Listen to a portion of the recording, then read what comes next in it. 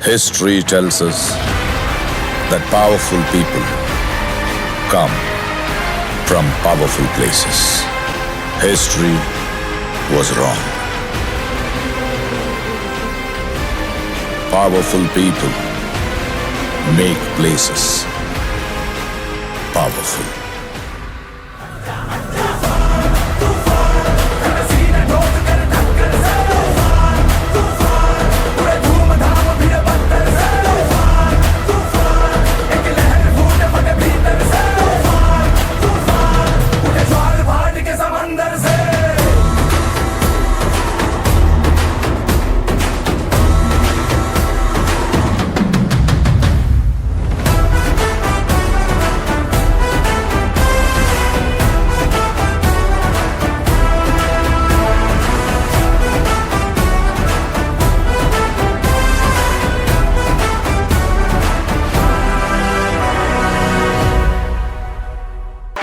जोरदार होनी चाहिए, आजादपुर तक आवाज जाए।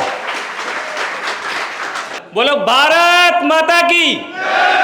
कि आप लोगों ने जो मेहनत की थी वो सफल हुई और जिस सपने को लेकर आपने तैयारी शुरू की थी वो सपना आज आपका साकार हुआ। सबसे पहले तो आप खुद के लिए तालियां बजाइए। और देखिए, आपको धन्यवाद देना चाहिए राकेश यादव सर का और पूरी करियर टीम का कि जिन्होंने ये सोचा कि आपकी मेहनत पर आपकी पीठ थपथपाई जानी चाहिए और आपकी सफलता का भी जश्न मनाया जाना चाहिए। एक बार करियर के लिए तालियां हो जाएं। और हम बुलाना चाहेंगे the famous personality Zubair Ehsani sir को, जो कि अपने शायराना अंदाज के लिए बहुत फेमस है। Let's welcome Zubair Ehsani sir. तो यकीनन आप लोगों ने काफ़ी मेहनत की होगी।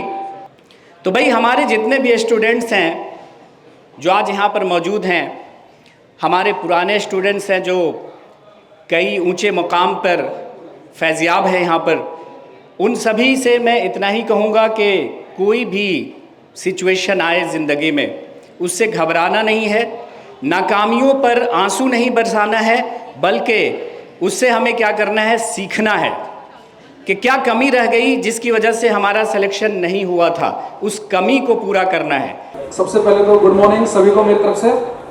और ना तो मुझे सर की तरह बहुत बढ़िया शायरी करनी आती और ना ही सर की तरह कोई मोटिवेशनल स्पीच देनी आती।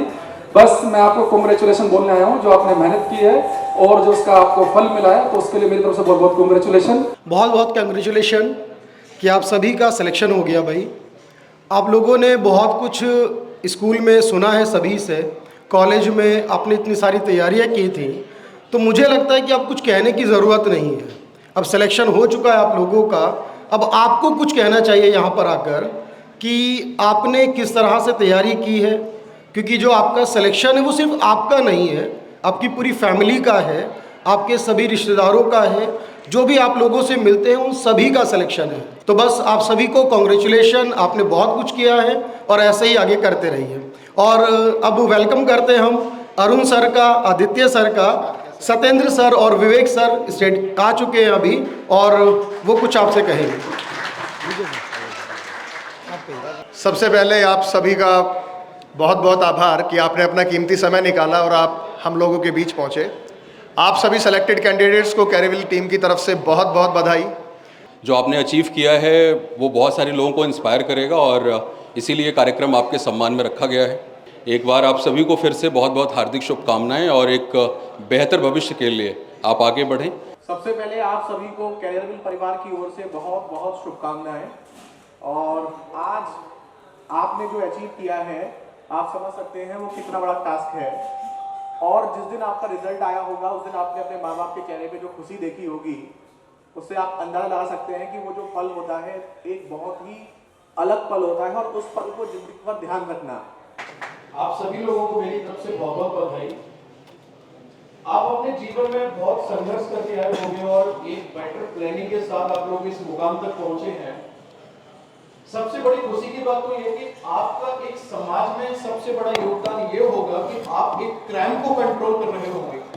आप अपनी ड्यूटी देने के बाद में आप एक ऐसा एनवायरनमेंट आसपास के लोगों को प्रोवाइड कराओगे कि जहां लोग सुरक्षित महसूस करेंगे। एक बार स्वागत करो गगन सर का तालियों से।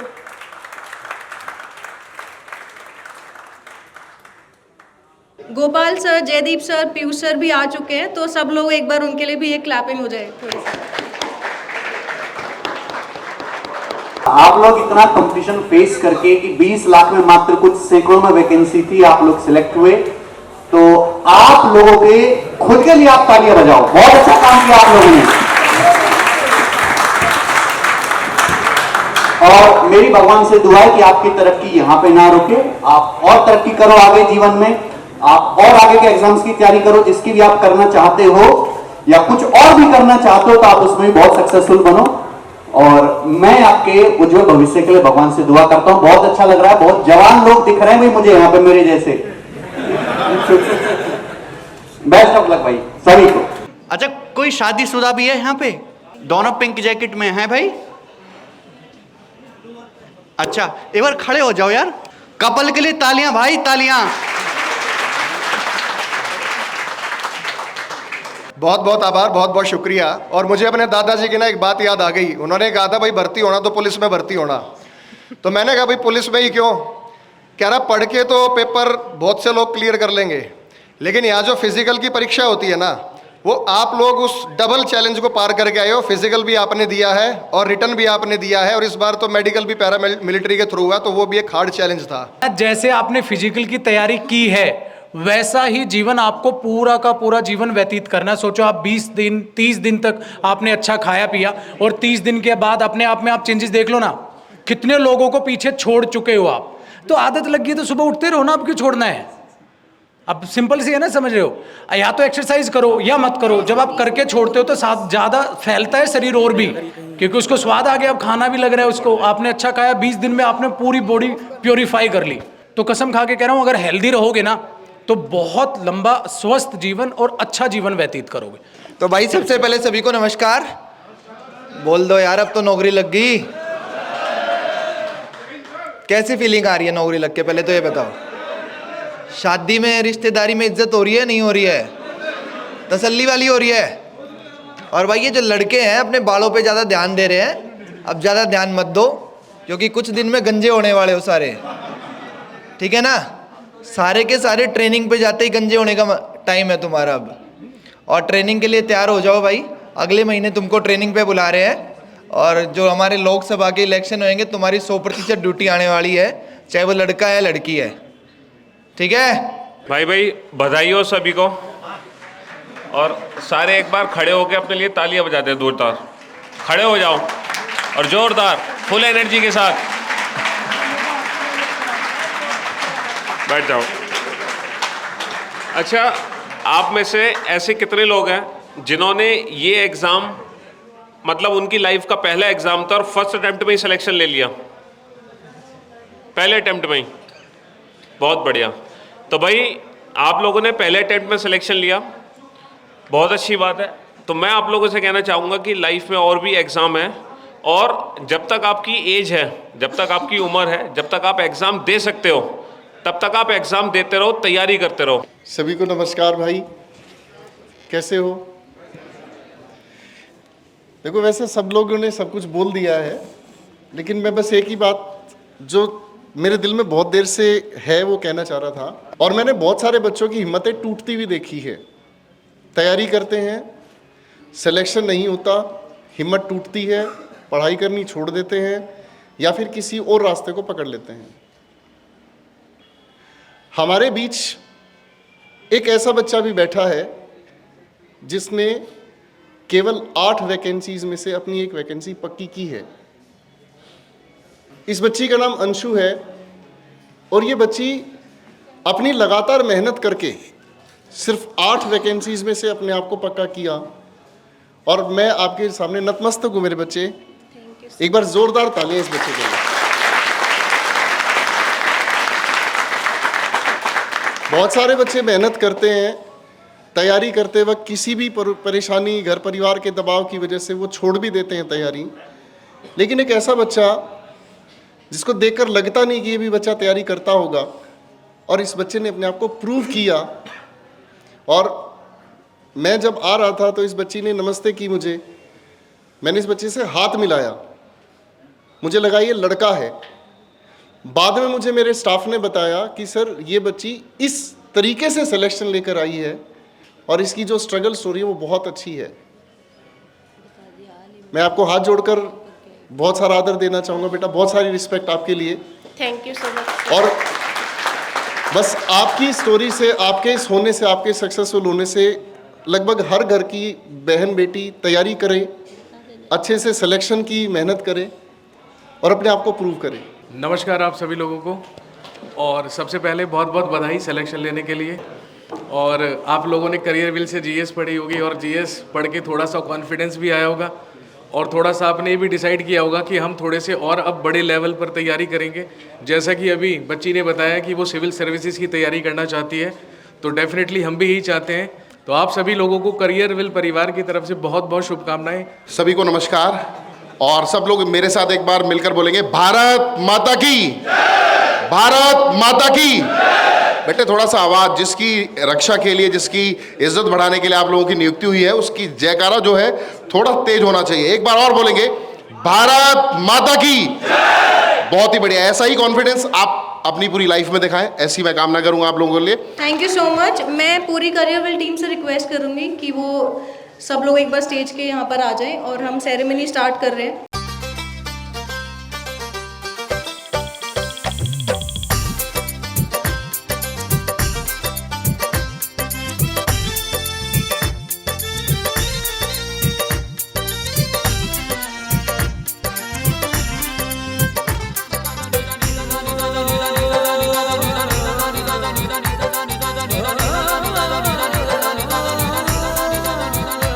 गणपति जी गणेश नू मनाइए, सारे कम रास होणगे। गणपति जी गणेश नू मनाइए, सारे कम रास होणगे। हर कम नालों पहला ही ते आइए, सारे कम रास होणगे। गणपति जी गणेश नू ते आइए, सारे कम रास होणगे।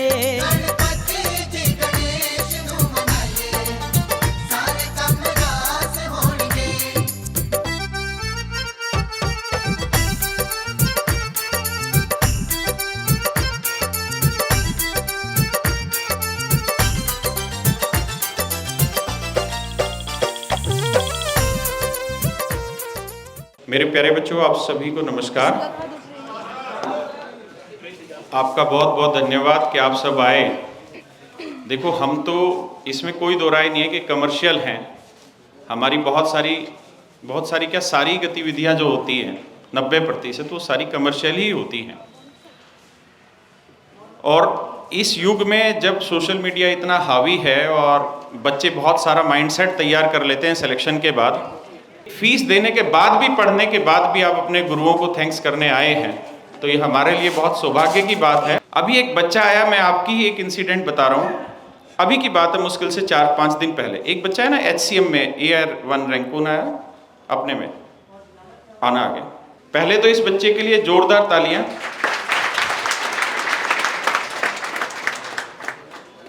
इसका हेड कांस्टेबल मिनिस्ट्रियल जो एग्जाम था उसमें रैंक 1 आई इस बच्चे की, तो इस बच्चे को ढेरों शुभकामनाएं उसके लिए। तो ये मेरे प्यारे बच्चों हमारे ऑफिस आया था मुश्किल से 4 से 5 दिन पहले। तो जब ये ऑफिस ढूंढ के आया होगा मुखर्जी नगर से और फिर यहाँ आया अपने एक दोस्त के साथ, दोस्त था ना उस दिन तेरा? हाँ जी सर। तो अपने दोस्त के साथ आया और आके इसने नीचे हमारे स्टाफ को कहा कि मुझे राकेश सर से मिलना है। तो मेरे पास इंफॉर्मेशन आई कि कोई बच्चा है और वो मिलना चाहता है, तो मैंने भेजा, ये दीपक करके बच्चा है मेरे पास, इसको कि पता करके किस लिए आया है भाई, गाइडेंस लेना चाहता है। हमारे पास क्या होता है मेरे बच्चों, डेली का ही काम है, 10-12 बच्चे ऐसे आते हैं जो लाइफ से बहुत बुरी तरह से डिप्रेस होते हैं, और शायद हम उस समय उनको टाइम ना देना तो शायद हो सकता है उनमें से कुछ एक बहुत गलत स्टेप भी उठा लें। तो हमारी एक नैतिक मजबूरी है और नैतिक फर्ज भी है कि ऐसे बच्चों के लिए हमें अलग से टाइम देना पड़ता है। और बहुत बुरी स्थिति ऐसे बनती है कि बच्चा 10 मिनट तक रोता रहता है, कुछ बताता नहीं है कि मेरे साथ ये हो रहा है, और इस थोड़े से टाइम में हमें वो टाइम निकालना होता है कि धीरे धीरे उसको सुनते हैं, धीरे धीरे उससे चीज़ें निकलवाते हैं। तो मैंने उसको दीपक को भेजा कि पता करो कौन बच्चा किस चीज़ के लिए आया हुआ है, ताकि एटलीस्ट मोटा मोटा समझ में आ जाए कि इस बच्चे को क्या दिक्कत हो रही है, जो ये डिप्रेस है या खुशी है, कौन सी चीज़।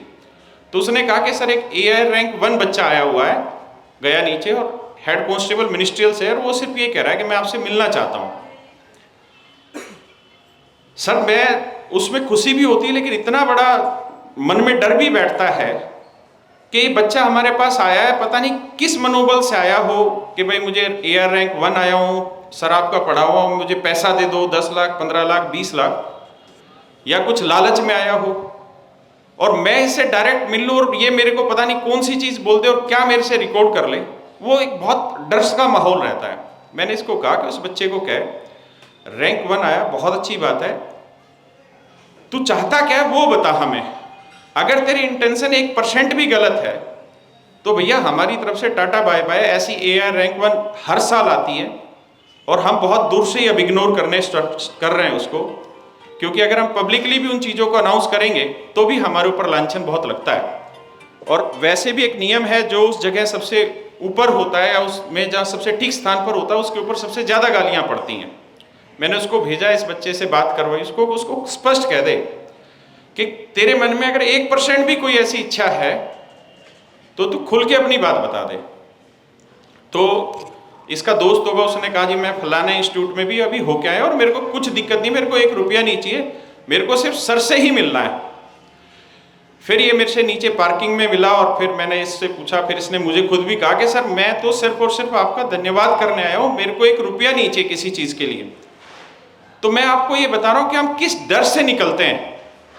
और आज के टाइम में बच्चे सेलेक्ट होने के बाद अपने टीचर्स के पास नहीं आते, क्योंकि सबके मन में ये रहता है कि वो इस चीज़ को कमर्शलाइज करेंगे, इसे यूट्यूब पे सोशल मीडिया पे दिखा के कमर्शलाइज करेंगे। लेकिन सच बात ये नहीं है। हमारे पास आप जैसे लाखों बच्चे ऑलरेडी पढ़ रहे हैं।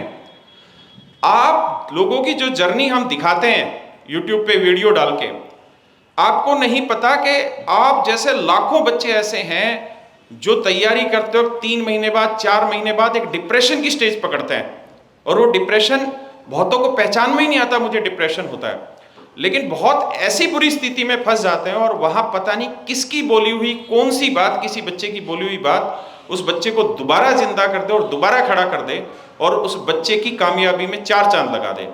तो आपका जो योगदान है वो बहुत बड़ा होता है। इसलिए मेरी आप सबसे रिक्वेस्ट है कि आप लोग आए, ये हमारे लिए बहुत बड़े गर्व की बात है।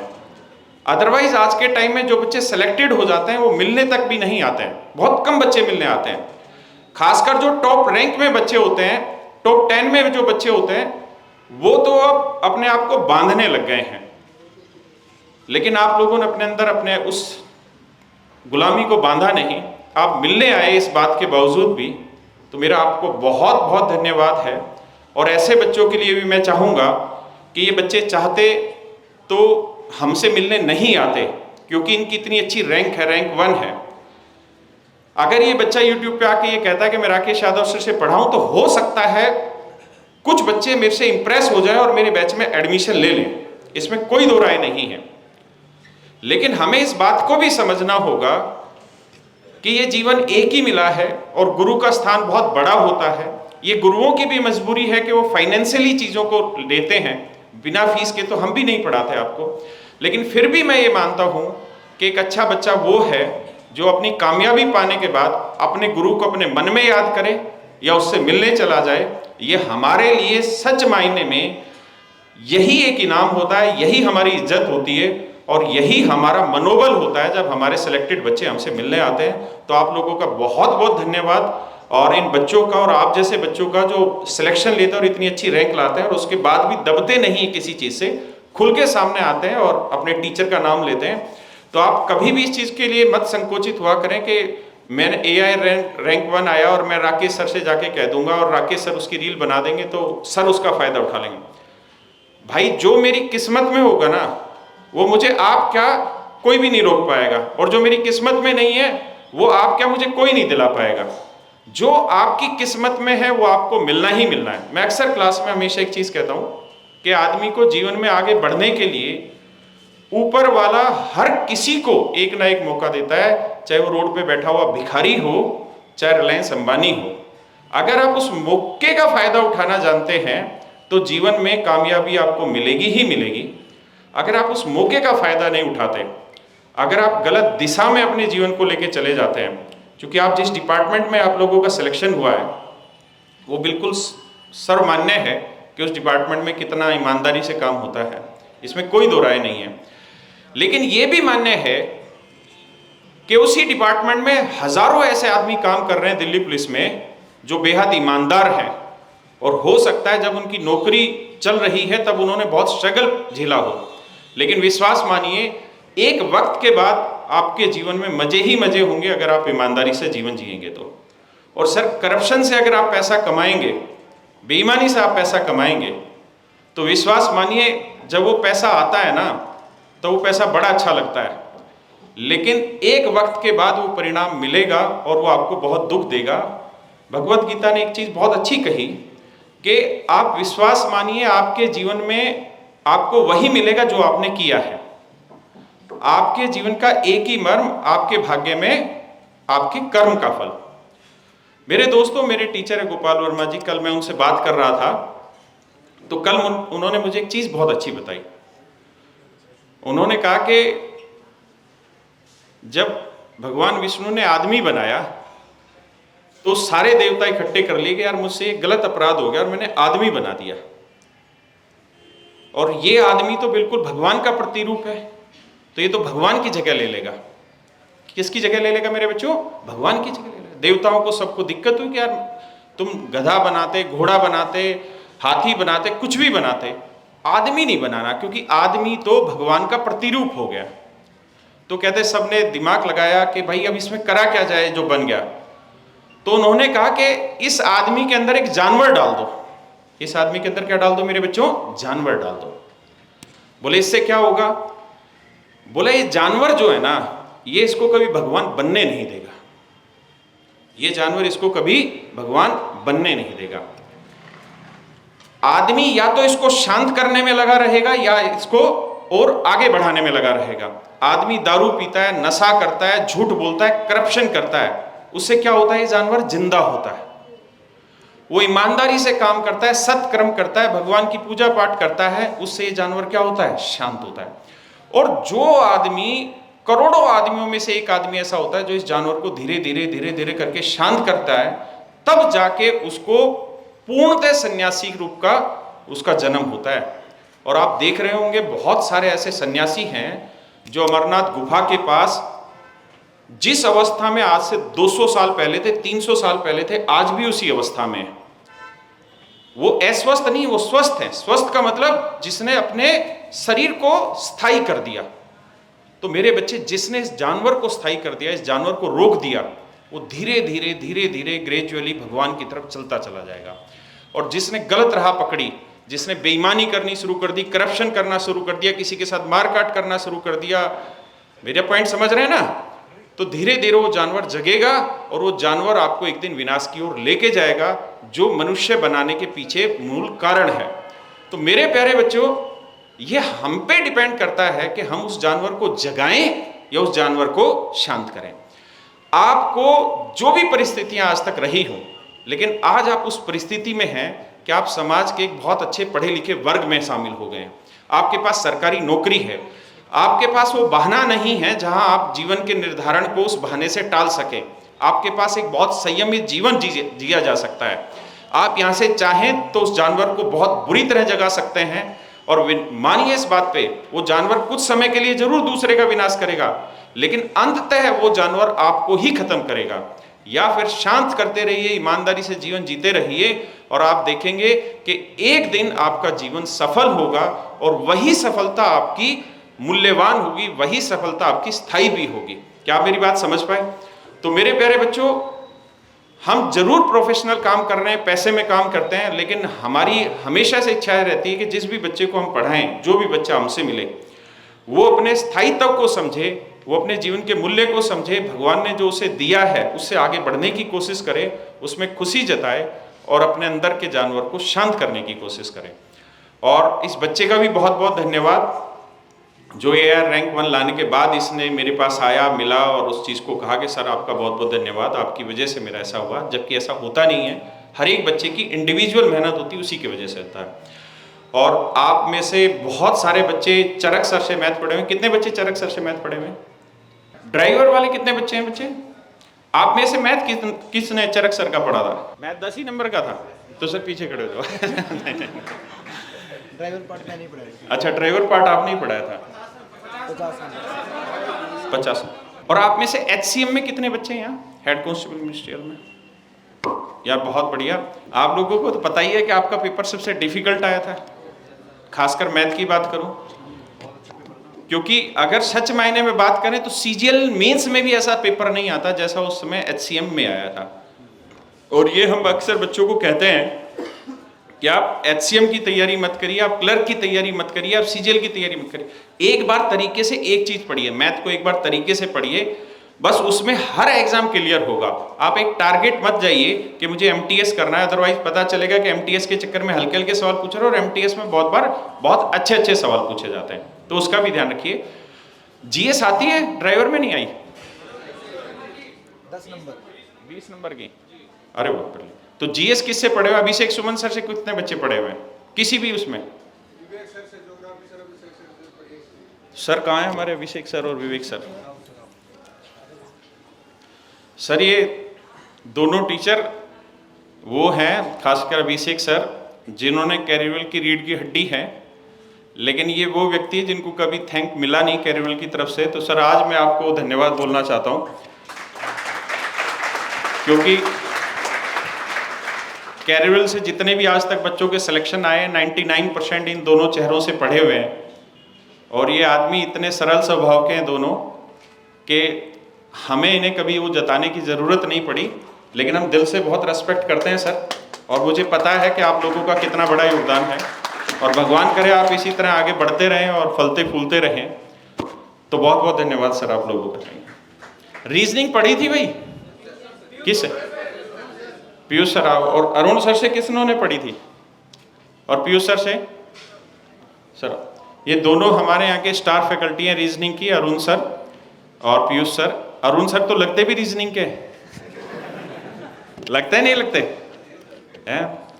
जबरदस्त आदमी है दोनों के दोनों। खासकर मैं पीयूष सर की बात करूं तो ये ब्लैंक माइंड आदमी है। अगर मैंने इनको अपने परिवार में नोटिस किया है, ये वो व्यक्ति हैं जिसको किसी भी परिस्थिति में कहीं पे भी खड़ा कर दोगे तो ये वो काम कर देंगे। ये वो व्यक्ति है जिसके दिमाग में 0.1% नेगेटिविटी नहीं है। क्या आप समझ सकते हैं इस बात को? हम जैसे बेवकूफ दिमागों में भी नेगेटिविटी होती है, लेकिन इस टीचर में 0.1% नेगेटिविटी नहीं है, जो मैंने फील किया। और इतना पॉजिटिव जाना अपने आप में आदमी को उस स्तर पे ले आता है जहां पे आदमी ने अपने शैतान को, जानवर को क्या करा होता है? शांत किया होता है। बहुत शांत टीचर, सरल स्वभाव के, 0.1% जिसमें नेगेटिविटी ना हो, ऐसे व्यक्ति हमारे संस्थान में, ये हमारा गर्व है, हमारे लिए बहुत ही बड़ा हौसला अफजाई है। और शायद हमारे बहुत अच्छे काम होंगे कि ये हमारे परिवार के साथ सबसे शुरुआत में जुड़े हुए हैं। तो सर आपका बहुत बहुत धन्यवाद तहे दिल से। और अरुण सर ये दबंग आदमी है। आप जानते हैं इस समय इंस्टाग्राम पे अरुण सर की सबसे ज़्यादा फॉलोइंग है। अरुण सर एक छोटी सी भी बात कहते हैं तो अभी नए साल पे डाली थी एक सर ने अपनी तरफ से बनाई हुई, कितने मिलियन गए सर उस पर भी? आप बेहतर बताएंगे सर। सर 150 मिलियन, 150 मिलियन आप समझ सकते हैं? 150 मिलियन मतलब उत्तर भारत, मतलब उत्तर भारत, नॉर्थ इंडिया जो है, इसकी जितनी पॉपुलेशन है, क्योंकि इनको साउथ में तो कोई समझ नहीं पाएगा समझेंगे तो हिंदी भाषी क्षेत्र में, तो इनका प्रभाव इतना जबरदस्त है कि लगभग पूरे उत्तर भारत में जितने भी लोग हैं उसके 30% के आसपास, 20 से 30% के आसपास लोगों ने इनकी रीलों को देखा है और इनके कंटेंट को देखा है। इनके YouTube पे जो 11-11, 12-12 घंटे की रीजनिंग की मैराथन क्लासें चलती हैं उसको देखा है। सर को तो हम किसी पढ़ाई के काम में या किसी ऐसे काम में डालते हैं, अरुण सर ऐसे व्यक्ति हैं जो किसी भी जगह पे कुछ भी संभाल लेंगे, क्योंकि इनका शारीरिक रूप ऐसा है, भाषा तो बहुत ही मधुर है, आप जानते हैं, है ना। रहन सहन, खाना पीना, ये वो व्यक्ति हैं जो हमेशा मोटिवेट करते हैं। इनके पास 2-3 गाड़ियां हैं, तो अभी ये थार लेके आए, तो मैंने इनसे कहा कि सर एक गाड़ी वो स्कॉर्पियो थी तो उसी थार क्यों ले आए? तो कह रहे तू प्लॉट खरीद के और क्या करेगा भाई, तुम प्लॉट खरीदते हो या तुम कुछ करते हो, मैं गाड़ी ले आया। मरना तुमने भी, मरना मैंने भी है, मैं गाड़ी चला के मरूंगा, तुम प्लॉट खरीद के मरो। तो कुछ आदमी होते हैं जो बोझ नहीं डालते हैं, और जीवन में कुछ वक्त ऐसा होना भी चाहिए जब आदमी यहाँ बोझ ना डाले बहुत ज़्यादा, क्योंकि जब आप यहाँ बोझ नहीं डालेंगे ना तो ये ज़्यादा काम करेगा। इसीलिए कहते हैं ना, पेपर से पहले पढ़ना नहीं चाहिए 2 दिन पहले, इसका बोझ कम से कम करना चाहिए, क्योंकि जितना कम होगा उतना बेटर परफॉर्म करेगा। और अरुण सर का बहुत बहुत विशेष योगदान है मेरे जीवन में भी, क्योंकि हमने जब प्रोफेशनली पढ़ाना शुरू किया तो जो पहला हमने इंस्टीट्यूट खोला था ऑफलाइन का, उसमें अरुण सर हमारे साथ थे। मैं, अरुण सर और गोपाल सर, हम तीनों ही टीचर थे जिन्होंने ये काम किया था। तो अरुण सर का भी बहुत बहुत धन्यवाद, थैंक यू सर। अब आते हैं सर इंग्लिश के। सर ये वो टीचर है जिनका आपने कुछ नहीं पढ़ा होगा। ड्राइवर में आया कुछ नहीं, दिल्ली पुलिस वाला बताओ बस। नहीं। अच्छा, आपने एक चीज नोटिस की होगी कि इंग्लिश के टीचर हमेशा सुंदर होते हैं। गौर किया कि नहीं किया? किया कि नहीं? क्यों होते हैं सुंदर? बताओ कैसे, क्यों सुंदर होते हैं? क्योंकि इनको यहां से खर्च कम करना पड़ता है। नियम ही तो है बताने। नहीं, मैं मजाक कर रहा हूं, दोनों टीचर बहुत बेहतरीन है सर, थैंक यू। आपका पेपर में इतना ही आता है, आप पीछे हो जाओ। मजाक कर रहा हूँ मेरे बच्चों, सारे रेस्पेक्टेड है। और जीएस की टीम बहुत बढ़िया है। मैथ में गगन सर कहाँ हैं? आदित्य सर आइए, चरक सर। मैथ के और कौन सी, अरे सर संदीप सर को आप बहुत बच्चे जानते होंगे, आप भी कैरियर परिवार से नए जुड़े हैं, पहले ये दूसरी जगह पढ़ाते थे, तो इनका बहुत बहुत धन्यवाद। गगन सर कैरियर में शुरुआत से पढ़ा रहे, मुझसे पहले कैरियर से पढ़ा रहे हैं, तो इनका बहुत बहुत धन्यवाद। आदित्य सर बहुत पहले से पढ़ा रहे हैं। मैं ये सारे धन्यवाद आपकी तरफ से दे रहा हूँ, है कि नहीं? मेरी तरफ से तो तनख्वाह जाती है सबको। नहीं, गुरु हमेशा सम्माननीय है। वो गुरु चाहे किसी भी रूप में हो, हमें पढ़ाने वाला हो, हमें बचपन में पालने वाली हमारी माँ हो, या जब हम रास्ता भटके तो हमें अध्यात्म की तरफ ले जाने वाला संत हो, हर कोई गुरु जो होता है वो हमारे जीवन के हर चरण में हमें काम आता है। और गुरु ही है जो हमें सही रास्ता दिखाएगा और वहाँ भटकाव से हमें बचाएगा। तो हर गुरु अपने आप में बहुत मूल्यवान है, बहुत बढ़िया होता है, और हर गुरु जो अच्छी बातें बच्चों को समझाए, अच्छा ज्ञान दे किसी भी रूप में, वो हमेशा ही सम्माननीय होता है। तो सर आप लोगों का भी बहुत बहुत धन्यवाद, थैंक यू। अब एक ट्रॉफी। अच्छा, जीएस में राशि सर कहाँ है? सर पीछे क्यों रहते हो? इकोनॉमिक्स बहुत बड़ा सब्जेक्ट है सर, हैं? कमजोर क्यों हो?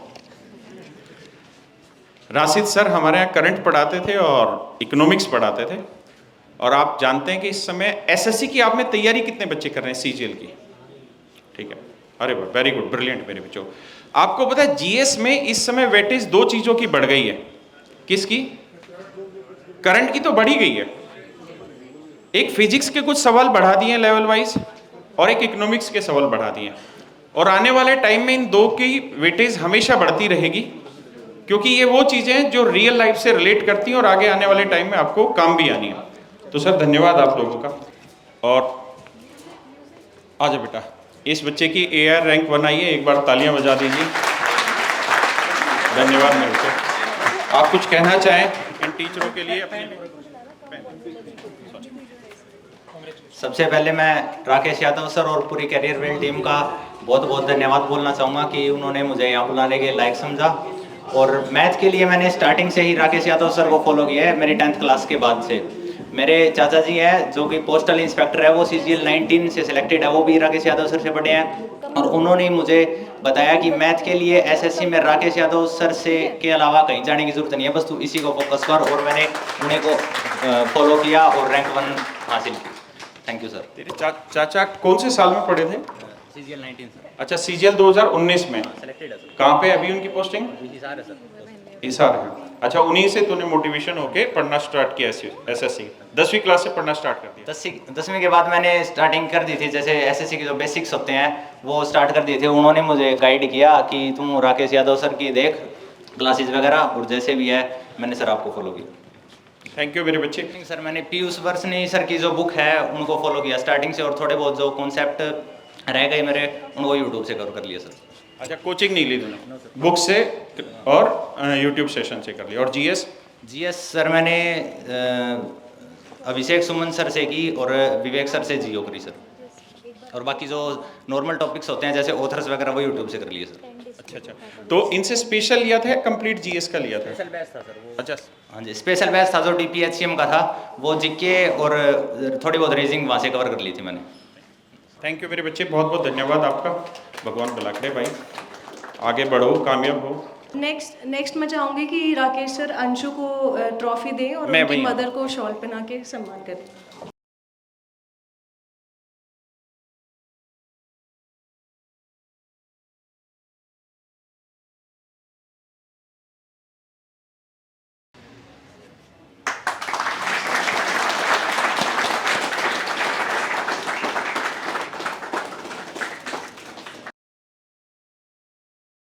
अच्छा बेटा, आज एक और खुशखबरी है मेरे लिए और सबके लिए।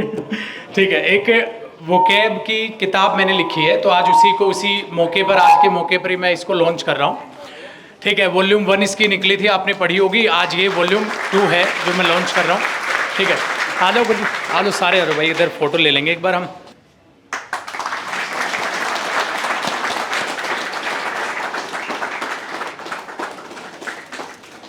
मेरे बच्चों, आप सारे टीचर्स आपको थोड़ा थोड़ा सम्मानित करना चाहते हैं।